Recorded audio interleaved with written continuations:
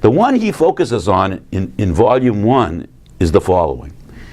He argues that this very rise in cost, or let me put it a different way, the way to deal with this inequality, he doesn't really argue so much that the surplus could rise, but the way to deal with the inequality is for this to fall. Now you could say, okay, this could fall and or this could fall, but I'm going to focus on what his argument is of volume 1, is that the inequality gets solved by this falling. Okay? In other words, capital accumulation, the K star, diminishes in order to solve this problem. The very rising in costs make it more difficult for the capitalists to expand, and the way they deal with that is to purchase fewer labor powers, purchase fewer means of production. Why? Because the prices of those inputs have risen. And you can also add to that, absolutely, that the impact here is that the capitalists may go out and hire fewer managers, borrow less from banks. Why? Because the cost of management and the cost of credit has risen. So I did not do this, but clearly this lambda is having an effect upon other markets, which would be the credit market, management market, land market, and so forth. As this is increasing, what does this mean? The demand for managers are shifting to the right, just like we talked about a moment ago about the demand for labor power. The demand for management's labor power is shifting to the right. The demand for credit is shifting to the right. The demand for land is shifting to the right. And hence, prices of those other inputs are going to start to rise. That is, the interest rate is going to start to rise, the rents are going to start to rise, managers' salaries are going to start to rise, and hence there's going to be increased costs there too that the capitalists have to face. Okay? So in general, there's rising costs, rising prices of inputs throughout the capitalist economy. That feeds back to affect the capitalist expansion. Here we can see then that there will be these new subsumed class payments that have to be made, and indeed more subsumed class payments would have to be made to banks and to managers and for research and development and so forth, which will be generated from this expansion. And Marx argues then there's going to be a cutback, and the cutback he focuses upon is this one. So I'm going to follow the logic of volume 1 in particular and focus upon this one, raise the board, and then go back to our markets, okay? Go back to the markets and ask, okay, what's going to now be the impact on these two markets, the supply of means of production, the demand for means of production, okay? Let me now, let me put the price so I don't lose this, price of labor power, the price of means of production, okay, and supply, demand, okay? All right. Let me write the old curve, the demand for labor power, in red, okay? If you recall, it shifted to the right, demand new. If you recall, it shifted to the right because of expansion.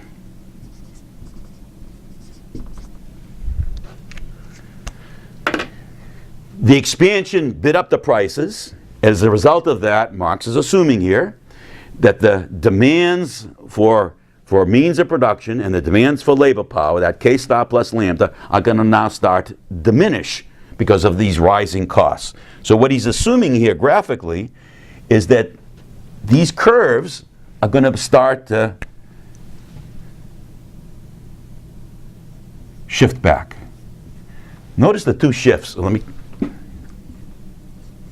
Notice the two shifts. We started with a shift this way as a result of expansion.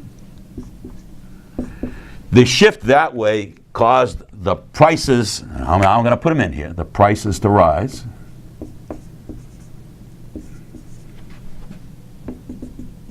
The prices of means of production to rise. That's the N is the new. Okay?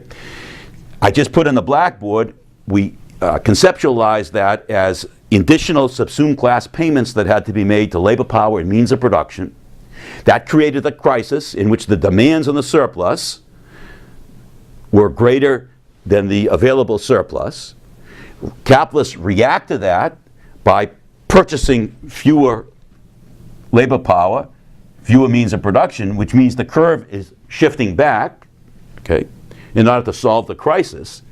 So, focusing upon this one for the moment, we can see that curve, the dotted red is shifting back just for the moment. To kind of get it, let's assume the curve shifts all the way back to the original line. Okay? What do we then have in this market? If this red curve shifts all the way back, well, we have then an excess supply of people. This here is called, in economics, an excess supply of people, unemployment.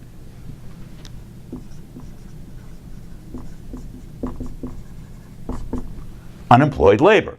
Okay, so unemployed labor results in the market because the demand curve shifts back. By the same logic, this is an excess supply of means of production.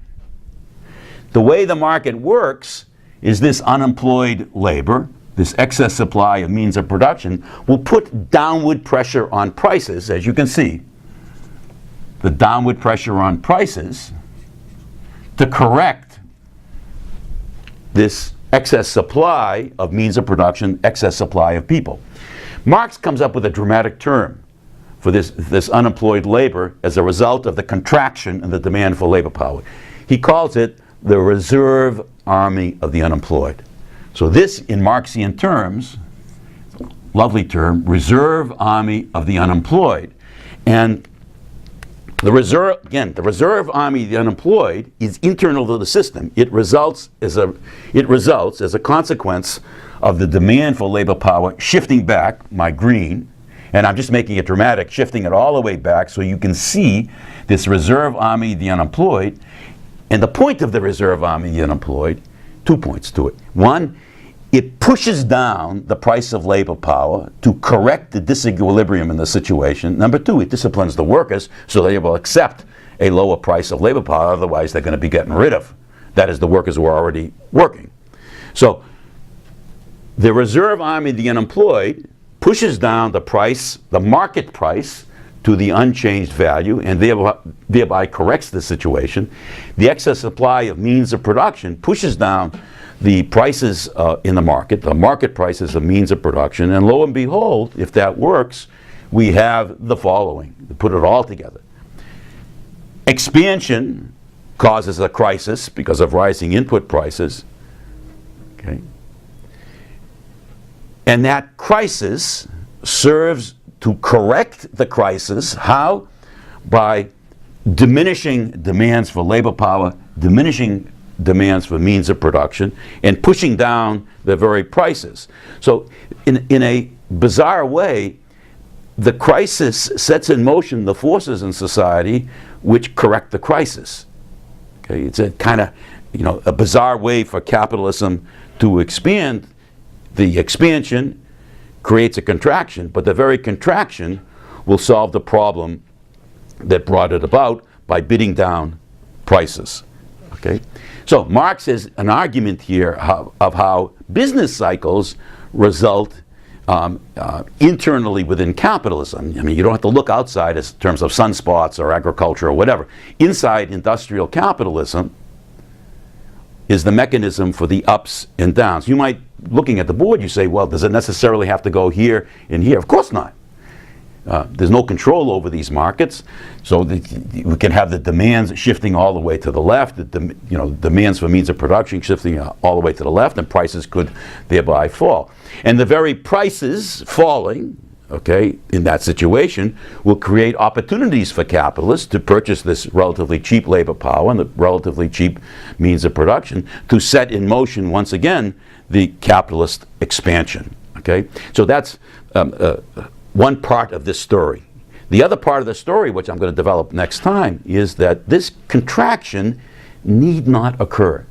There's no necessity for the contraction, and that's the next step. Okay? So the first step is, yeah, capitalism has the potential for creating these downturns, but they need not happen. Just if you look at these two markets for the moment, they need not occur because it's quite possible for the supply of labor power to shift to the right. That is, the demand for labor power could be increasing, but if the supply of labor power shifts to the right, that price need not rise. And Marx is going to develop that argument in Volume 1, and it's a very interesting and fascinating example in England of the time. It's also important in understanding the United States over the last 30 years, the changes in the labor power market, and how the changes in the labor power market, specifically, how a shift in labor power to the right need not cause, doesn't necessarily, that the shift in the labor power to the shift in the supply of labor power to the right can offset any tendency for the price of labor power to rise. Okay?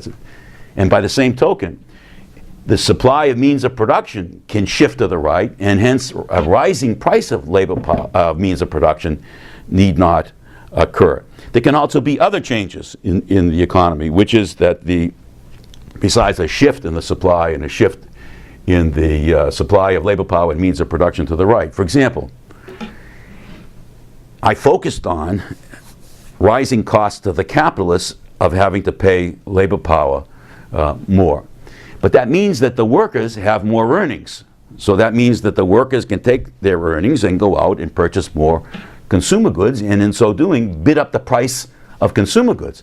So the capitalists have to pay more for their input labor power and means of production, but they're also in a favorable situation in which they can sell their goods for higher prices because the workers are getting higher money wages. So I want to develop these contradictory results in the next presentation. Thank you.